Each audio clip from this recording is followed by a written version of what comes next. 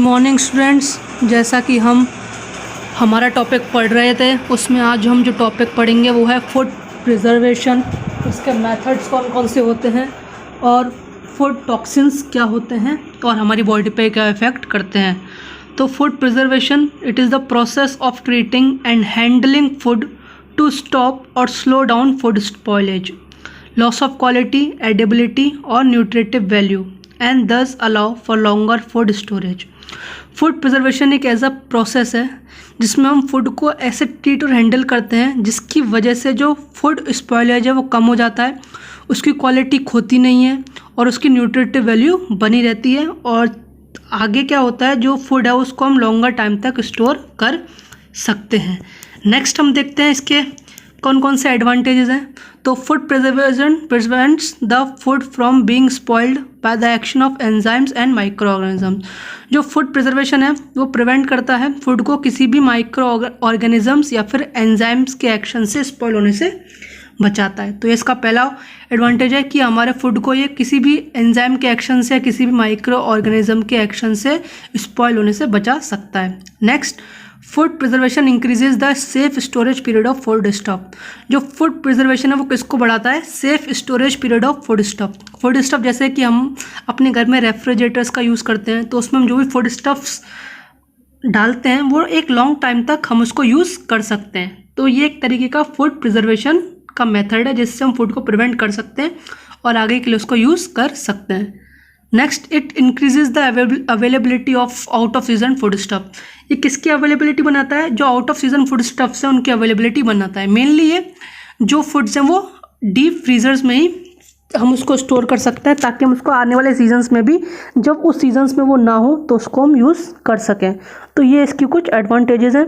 Next हम पढ़ेंगे इसके मेथड्स कौन कौन से हैं। फर्स्ट है ड्राइंग या फिर डिहाइड्रेटिंग। तो इसमें क्या होता है, in this food is one of the most oldest and easiest method of food preservation. ये एक तरीके का सबसे पुराना और इजी मेथड है फूड प्रिजर्वेशन का। ये एक ऐसा प्रोसेस है जिसमें हम वाटर और मॉइस्चर को रिमूव करते हैं किसी भी फूड प्रोडक्ट से। जैसे कि आप देख सकते हैं, dehydration is the process of removing water और moisture from a food product. इसमें हम क्या करते हैं, जो भी वाटर है या मॉइस्चर है उसको हम फूड प्रोडक्ट से रिमूव करते हैं। इसका बेस्ट एग्जांपल है जो हम हमारे घर के जो कभी अनाज होते हैं उसको हम बाहर धूप में सेकते हैं, तो वो एक तरीके का डिहाइड्रेटिंग मेथड है या फिर ड्राइंग मेथड है। नेक्स्ट है salting. Salting is the preservation of food with dry edible salt. It is related to pickling and is one of the form of curing. It is one of the oldest method of preserving food. Salting एक बहुत ही घरेलू जो household method है वो है, हम किसी भी एडिबल सॉल्ट डाल के किसी भी ऐसे प्रोडक्ट को प्रिजर्व कर सकते हैं। मेनली जब हम पिकल्स बनाते हैं, अचार बनाते हैं, तो जो उसमें जो सॉल्ट है उसको हम ऐड करते हैं ताकि वो जो प्रोडक्ट है उसको हम एक लॉन्ग समय तक या लंबे समय तक यूज़ कर सकें। तो सॉल्टिंग भी एक तरीके का बहुत ही पुराना और बहुत ही उपयोगी मेथड्स ऑफ प्रिजर्वेशन है और एक बहुत अच्छा प्रिजर्वेशन ऑफ फूड है। इसकी मदद से हम फूड को लॉन्ग टाइम तक इस्तेमाल कर सकते हैं। नेक्स्ट है pickling. Pickling is the process of soaking food in a solution containing salt, acid और एल्कोहल। पिकलिंग में आप जैसा कि आप पिक्चर में देख सकते हैं, जो एक जार है उसमें क्या होता है, हम या तो सॉल्ट या फिर एसिड या तो सॉल्ट, एसिड या फिर अल्कोहल को ऐसे सॉल्यूशन में डालते हैं ताकि इससे क्या होता है, जो फूड है वो प्रिजर्व रहता है। जैसे कि आप देख सकते हैं, is the process of soaking food. इसमें हम फूड को ऐसे सॉल्यूशन में सोक करते हैं जिसमें सॉल्ट हो या एसिड हो या फिर अल्कोहल हो। It can be used with most food. ये ज़्यादातर फूड से हम यूज़ कर सकते हैं। Most method require no special equipments. इसमें कोई स्पेशल इक्विपमेंट्स की ज़रूरत नहीं है। इसमें आपको एक जार चाहिए और एक सॉल्यूशन चाहिए जो सॉल्ट, एसिड या अल्कोहल में से कंटेन हो। However pickled foods can be unsafe if prepare carelessly और स्टोर्ड एट रूम टेम्परेचर। जो पिकल्ड फूड्स होते हैं उनका एक डिसएडवांटेज ये है कि अगर हम उसको केयरलेसली बनाए तो वो अनसेफ हो सकते हैं, और साथ साथ अगर हम उसको स्टोर करेंगे रूम टेम्परेचर में तो भी वो हमारे लिए हानिकारक हो सकते हैं। Pickling is often combined with another method such as fermenting, canning और जस्ट रेफ्रिजरेटिंग। पिकलिंग हमेशा बहुत सारे जो ऐसे मेथड्स हैं उससे कॉम्बाइन होती है, जैसे फर्मेंटिंग, कैनिंग और जस्ट रेफ्रिजरेटिंग। ये भी एक तरीके के प्रिजर्वेशन है जिसमें पिकलिंग को कॉम्बाइन किया जाता है। Next smoking. स्मोकिंग एक बहुत अच्छा और बहुत पुराना मेथड है किसी भी फूड को प्रिजर्व करने का। इसमें foods are exposed to burning wood. Heat from the smoke helps to remove moisture from the food. इसमें क्या होता है, जो फूड है हम उसको डायरेक्टली किसको एक्सपोज करते हैं, बर्निंग वुड में, जिसकी मदद से क्या होता है जो हीट जो मॉइस्चर होता है वो रिमूव हो जाता है फूड में से, और साथ साथ smoke gives characteristic flavour to the food. ये एक अच्छा फ्लेवर देती है किसी भी फूड को। और fish and meat are preserved in this method. जो फिश हैं और मीट है वो इस मेथड से प्रिजर्व की जाती हैं। तो हमेशा ध्यान रखिए कि जो स्मोकिंग होता है उसमें हम डायरेक्टली जो फूड है उसको एक्सपोज करते हैं burning would say. Next Canning. Fresh food is cooked very quickly and transferred into sterile container. Canning जैसे कि आप देखते हैं एयर टाइट कंटेनर्स में हम फूड को ट्रांसपोर्ट करते हैं या ले जाते हैं। ये भी एक तरीके का प्रिजर्वेशन है, मेथड है, जिससे हम फूड को प्रिवेंट कर सकते हैं स्पॉइल होने से। तो कैनिंग जैसा कि आप देख सकते हैं पिक्चर्स में कि जितने भी ये जार्स हैं वो कैंड हैं, टाइटली एयर पैक्ड हैं, जिसकी वजह से क्या होता है हम इसको एक जगह से दूसरी जगह क्विकली ट्रांसफ़र कर सकते हैं। सॉल्ट और शुगर सॉल्यूशन इज एडेड। इसमें जो सॉल्ट है शुगर सॉल्यूशन है उसको हम ऐड करते हैं। Air is removed and seal tightly. ये जो मेथड इसमें हम एयर को पहले रिमूव कर देते हैं और जो कंटेनर है उसको टाइटली सील करते हैं। Once again heat is heated to kill and microbes entered by chance. ये इसको हम एक बार फिर दोबारा हीट करते हैं ताकि हम किसी भी प्रकार के जो माइक्रोब्स हैं वो बाई चांस अगर अंदर चले गए तो उसको हम बाहर निकाल सकें। Vegetable meat and fish are stored in this process. Vegetables हुआ, मीट हुए, फिश हुए, वो इस तरीके के मेथड ऑफ प्रिजर्वेशन में हम उसको प्रिवेंट कर सकते हैं। नेक्स्ट हम बात करेंगे जो नेक्स्ट टॉपिक है हमारा। अभी हमने सबसे पहले ड्राइंग पढ़ा था जो मेथड में, उसके बाद हमने सॉल्टिंग पढ़ा, उसके बाद हमने पिकलिंग पढ़ा, उसके बाद हमने स्मोकिंग पढ़ा, उसके बाद हमने कैनिंग पढ़ा। अब हम पढ़ेंगे freezing. Freezing is the process of chilling foods to at least 0 degree. इसमें क्या होता है जो हम फूड से उसको हम फ्रीज़ करते हैं, जैसा कि हम रेफ्रिजरेटर्स हैं उस जैसे हम घर में यूज़ करते हैं रेफ्रिजरेटर, वो भी एक तरीके का मेथड्स ऑफ प्रिजर्वेशन है। Second, it can B use with all foods. हम बहुत सारे फूड्स हैं या बहुत सारे फ्रूट्स हैं उनको हम प्रिजर्व कर सकते हैं रेफ्रिजरेटर्स में और उसको लॉन्ग टाइम तक यूज़ कर सकते हैं। True freezing is not possible in the freezer compartment of a refrigerator when the temperature typically much warmer between 10 Fahrenheit to 32 Fahrenheit.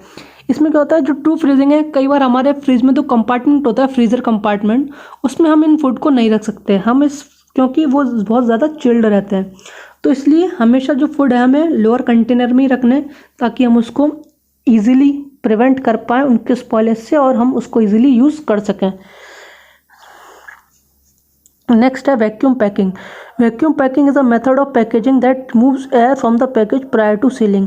इसमें हम क्या करते हैं, एक ऐसा मेथड है जिसमें हम एयर को रिमूव करते हैं फ्रॉम द पैकेज, किसी भी पैकेज में से एयर को रिमूव करते हैं बिफोर सीलिंग। किसी भी पैकेज को सील करने से पहले हम उसमें से एयर निकालते हैं।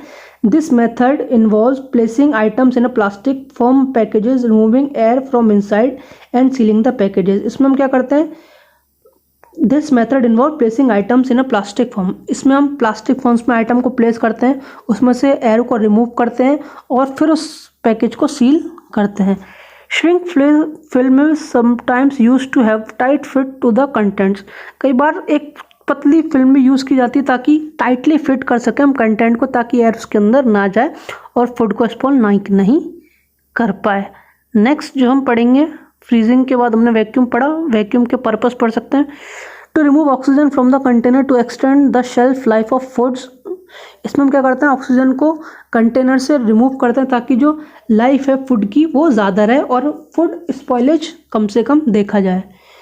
It is also commonly used to store dry foods over a long period of time such as cereals, nuts, cured meats, cheese, smoked fish, coffee and potato chips। ये जो ड्राई फूड्स हैं उसको उनके लिए ज़्यादा use किया जाता है, जैसे कि एग्जांपल है सीरियल्स हो गए, नट्स, क्योर मीट्स, चीज़, स्मोक्ड फिश, कॉफ़ी और potato chips. On a more short-term basis, vacuum packaging can also be used to store fresh food such as vegetable, meats and liquids because it inhibits bacterial growth. इसको हम vegetable, meats और liquids के लिए भी use कर सकते हैं क्योंकि ये बैक्टीरियल ग्रोथ को इनहिबिट करता है, मतलब रोकता है। नेक्स्ट हम बात करेंगे फूड टॉक्सिसिटी की, कि फूड टॉक्सिसिटी क्या होता है। Food contains harmful toxins which are capable of causing disease when consume in large amount. Food बहुत सारे टॉक्सिन्स होते हैं जो कि कैपेबल होते हैं डिजीज़ को कॉज करने में जब हम उसको लार्ज अमाउंट में लेते हैं। तो फूड टॉक्सिन्स हम पढ़ेंगे क्या, कौन कौन से टॉक्सिन्स हो सकते हैं। तो फर्स्ट है मर्कुरी, इसको बोलते हैं Hg। Some species of fish like marlin, swordfish have high level of natural mercury content which is harmful for central nervous system, digestive system and immune system। जो मरकुरी है वो देखा गया है कि बहुत सारी एक सम स्पीशीज हैं फिश जैसे कि मार्लिन, स्वॉर्डफिश, उसमें high level of natural mercury content देखा गया है जो कि हार्मफुल होता है हमारे सेंट्रल नर्वस सिस्टम के लिए, डाइजेस्टिव सिस्टम के लिए और इम्यून सिस्टम के लिए। तो ये फूड टॉक्सिन्स हैं जो हमारे बॉडी में अगर एंटर हो गए तो हमारी बॉडी में एडवर्स इफेक्ट दिखाने लगते हैं। Next, the symptoms of mercury toxicity is memory loss and conjunctive and motor dysfunction. जो मर्क्यूरी टॉक्सिसिटी के जो मेन सिम्टम्स हैं वो है मेमोरी लॉस हो जाना और कंजक्टिव एंड मोटर डिसफंक्शन, जो क्योंकि ये CNS को अफेक्ट करता है जिसकी वजह से कंजक्टिव एंड मोटर डिसफंक्शन आपको देखने को मिलेगा। नेक्स्ट है lectins. Lectins are toxin which are found in grains. ये एक ऐसे टॉक्सिन्स है जो ग्रेन्स में पाए जाते हैं। If they are consume in large amount it can cause symptoms like stomach ache, vomiting and diarrhoea. अगर इनको हमने ज़्यादा अमाउंट में ले लिया तो हमें कौन कौन से सिम्टम्स देखने को मिलेंगे, स्टमक एक देखने को मिलेगा, वॉमिटिंग देखने को मिलेगी और डायरिया देखने को मिलेगा। नेक्स्ट है fungal toxin. Fungal toxin are produced by fungus. Fungus के द्वारा फंगल टॉक्सिन प्रोड्यूस होते हैं। इनके अगर सिम्टम्स की बात करें तो the symptoms of fungal toxin is drowsiness, चक्कर वगैरह आना, डाइजेस्टिव प्रॉब्लम्स जिसको हम बोलते हैं GI इनकॉम्प्लेटिबिलिटी बोल सकते हैं, और नोजिया। आर्टिफिशियल टॉक्सिन की बात करें तो pesticide and industrial chemical have been found in many food. It is consume if high amount it can cause various health problems.